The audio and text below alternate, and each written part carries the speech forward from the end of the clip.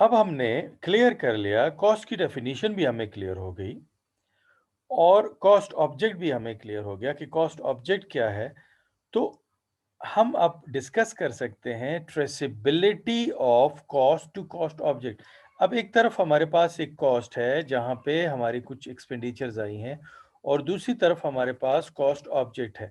Cost object वो चीज है जो जिसके लिए हम कॉस्ट बियर करते हैं, जिसके लिए हम कॉस्ट अकोमुलेट करते हैं।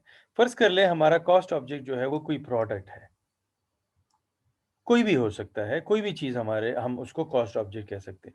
अब हमने इस कॉस्ट को इस कॉस्ट ऑब्जेक्ट के साथ रिलेट करना है। इसके इन दोनों के दरमियान में हमने एक रिलेशनशिप बनाना है।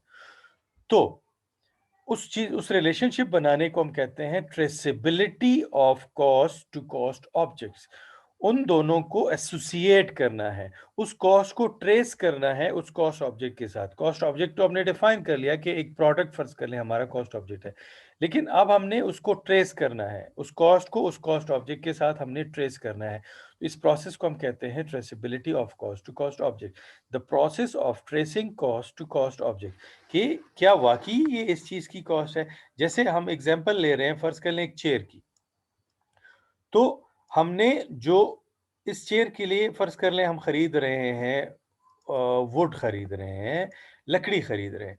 तो जब हम देखेंगे तो वो वुड जो है वो चेयर के लिए एक लाजिम रॉ मटेरियल है, उस वुड के बगैर वो चेयर नहीं बन सकता। तो हम कहते हैं कि हाँ, this would is traced with this cost object that is a chair. Chair के साथ उस वुड को आपने ट्रेस कर लिया, उसके साथ एसोसिएट कर लिया।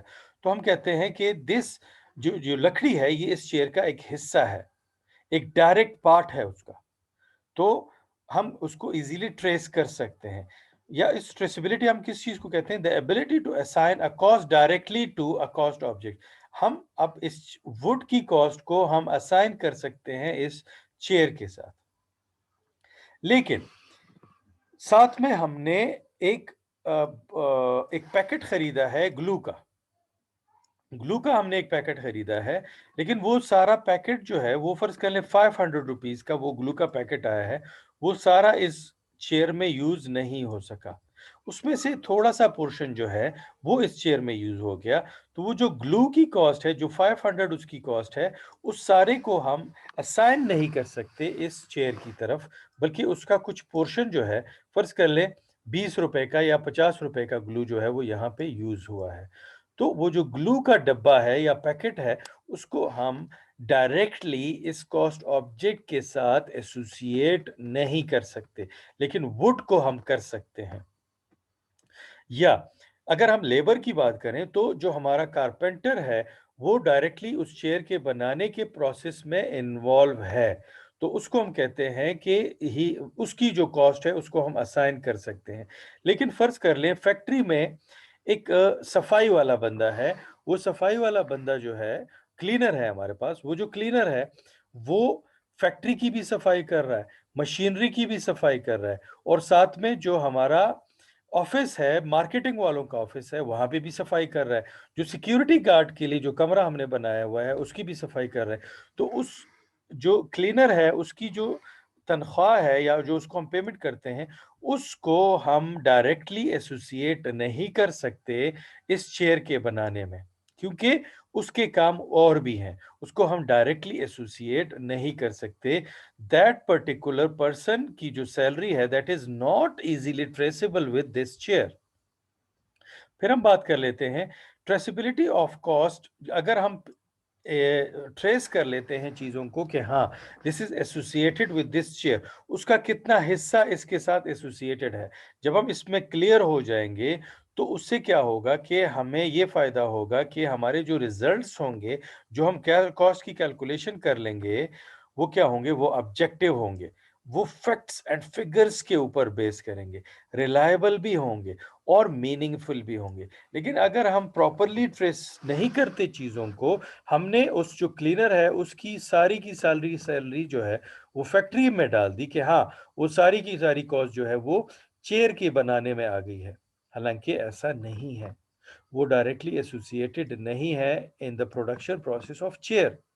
और उसकी तनख्वाह है फ़र्ज़ कर लें 20,000 रुपए हम उसको देते हैं और हमने कहा कि वो सारी की सारी कॉस्ट जो है वो इन चेयर्स के बनाने में डाल दो।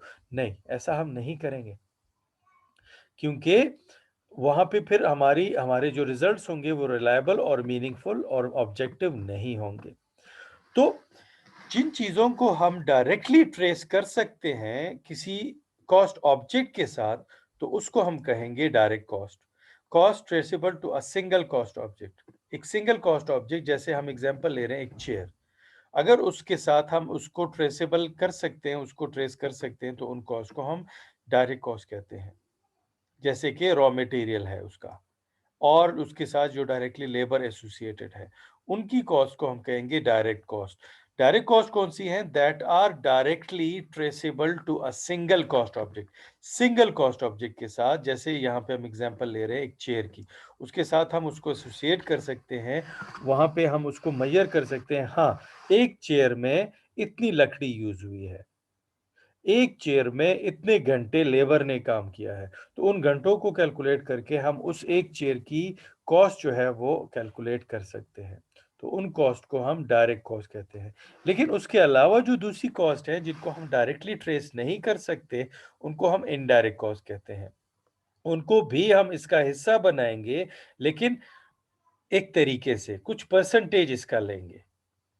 सारे की सारी कॉस्ट जो है वो हम नहीं लेंगे बल्कि कुछ परसेंटेज कुछ किसी प्री डिटरमिन्ड परसेंटेज के हिसाब से हम इसको असाइन करेंगे। तो इनडायरेक्ट कॉस्ट क्या है? Cost that can not be traced to a single cost of जिसको हम इज़िली ट्रेस नहीं कर सकते, उसको हम कहेंगे indirect cost. For example a maintenance expenditure benefiting 2 और मोर डिपार्टमेंट।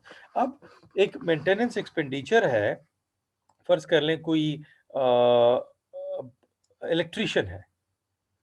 तो उसकी कॉस्ट जो है वो 2 या 3 डिपार्टमेंट्स को बेनिफिट दे रहा है, वो सब डिपार्टमेंट्स में वो काम कर रहा है।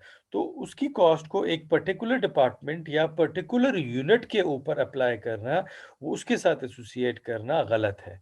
उसकी कॉस्ट जो है कुछ ख़ास परसेंटेज जो है वो इस ख़ास डिपार्टमेंट जिसमें हम इंटरेस्टेड हैं, इसके साथ हम एसोसिएट कर सकते हैं।